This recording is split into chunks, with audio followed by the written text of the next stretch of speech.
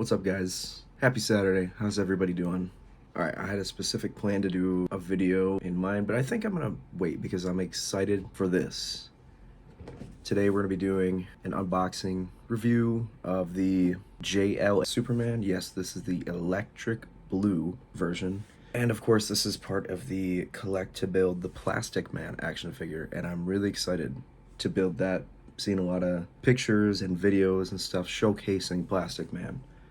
Now, one thing to note, if you've been watching my videos, if you've been paying attention to my channel, we did order this whole wave twice over from GameStop, and in hopes of just maybe getting the platinums. Yes, these do have alternate platinum versions, which are basically a different paint scheme, this and that, but we didn't get them. So it is what it is.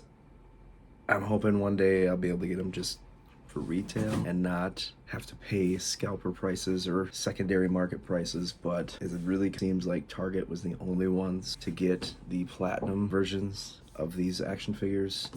There's Superman, of course he's Red Superman, there's Aquaman, and then there's Green Lantern. There's no platinum for Batman, which is kind of funny. That being said, I just wanted to show off the packaging on this. I do like the blue one. I'm thrilled to have it in the collection. Would I like to find the red? Yes, absolutely. That's the one I'm on the hunt for the most. So that being said, I've done enough blabbing. You've seen the packaging. What we're gonna do now is crack it open and take a look at electric blue Superman.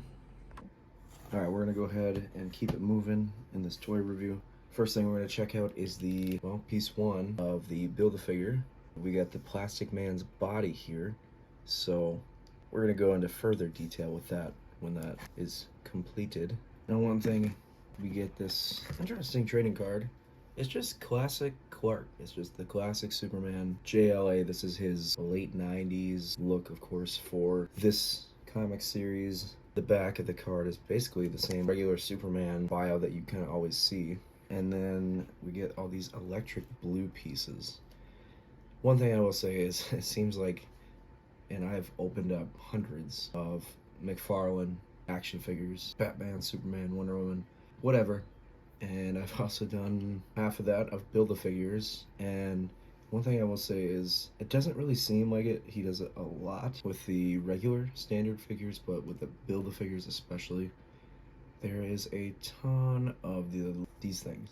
I hate them, but that's a little personal gripe. I've worked, like I said, I've done a bunch of these, and I know the best way to do them is to grab a pair of fingernail clippers and actually undo them that way. It's the easiest way without damaging your paint and all that good stuff. So let's go ahead and show off these electric pieces here. And these go around his arms and his legs. If you've ever had a Flash action figure from McFarlane Toys, very similar concept. They hug his arm or his biceps or his feet or his calves, whatever, however you see fit. But this time it's kind of like a clear, bluish, icy lightning kind of look. And they're a little, what's the word I'm looking for, bendable. You get this piece here. And they all look really cool, really nicely sculpted and detailed. These seem like they're the feet ones, honestly.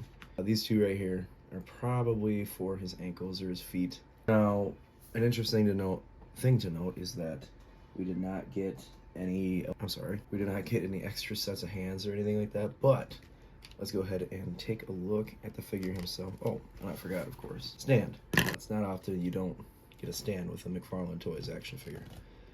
So let's go ahead and take a look at this face sculpt and check out that detailing there.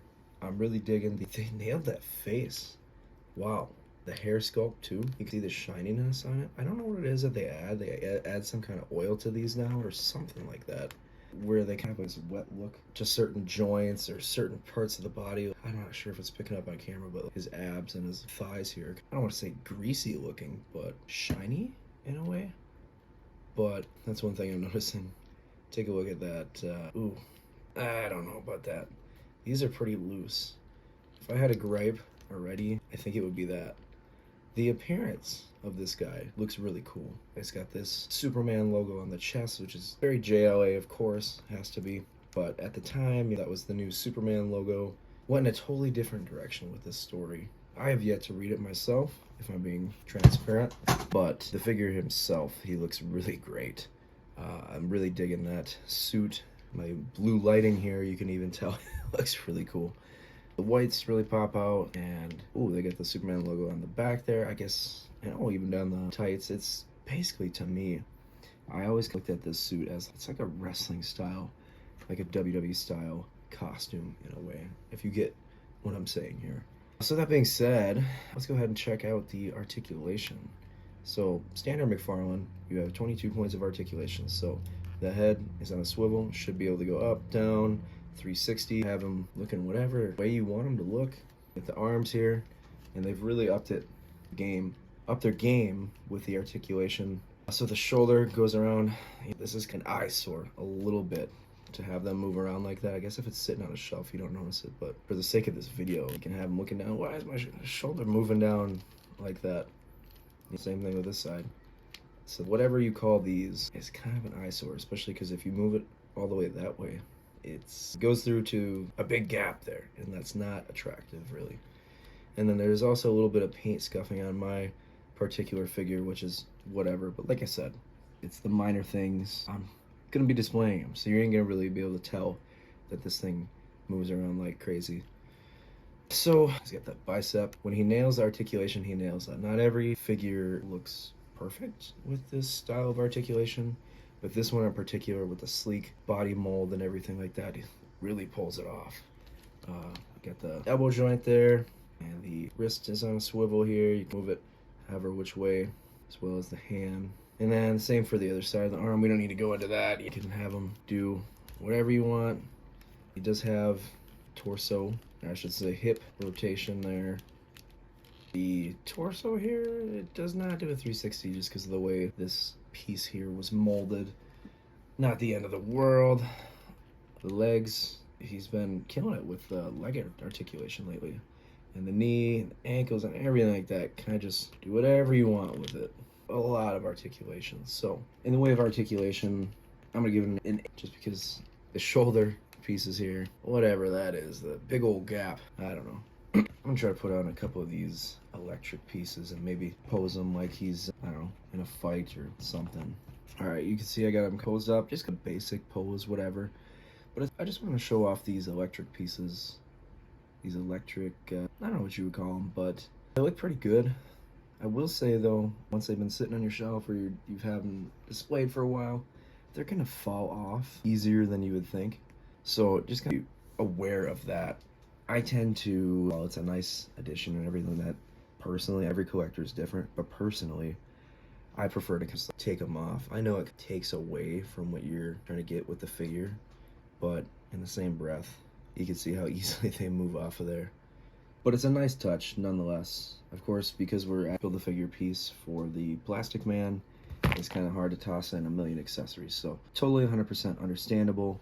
But I will say I really do like this figure, and I'm going to go ahead and grade it. I'm going to give it a solid, let's give it an A- just because the shoulder things, and I guess selfishly I'm a little upset that they made it basically impossible to get your hands on the red version of this. I think it should have just been pretty simple to get. Maybe even maybe have this guy be a Walmart exclusive because he's blue, and have the red one be a Target exclusive. I don't know. Just because of that, it's going to take some points away from my rating, just because it's frustrating as a collector.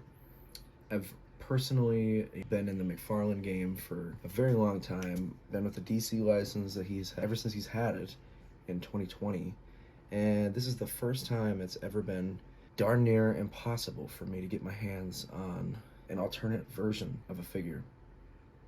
But I will say, already off the bat, I haven't even opened up the other ones, but this one's probably going to be my favorite out of the whole wave, minus the Build-A-Figure. But A-, Electric Blue Superman. It's a very cool figure. Highly recommend picking it up if you see it. And friends, if you spot the red one and you're feeling generous, feel free to hit me up. You can find me on all socials at the same username. So, that being said, I am going to wrap it up, this video. If you enjoyed it, please be sure to subscribe. And the video means the world to me. And I'm really trying to boost the content on here and put out videos at least every other day, 3-4 times a week. So, I really appreciate all the love I've been getting lately. My analytics on here are doing fairly well. So, if you enjoy toys and action figure collecting and other silly nerdy stuff, be sure to subscribe and engage with the video. So, thanks for checking it out, and I'll catch you all in the next action figure review. I suppose we'll go right along the line and go with the next piece of the Plastic Man. So I'll see you guys next time. Peace out.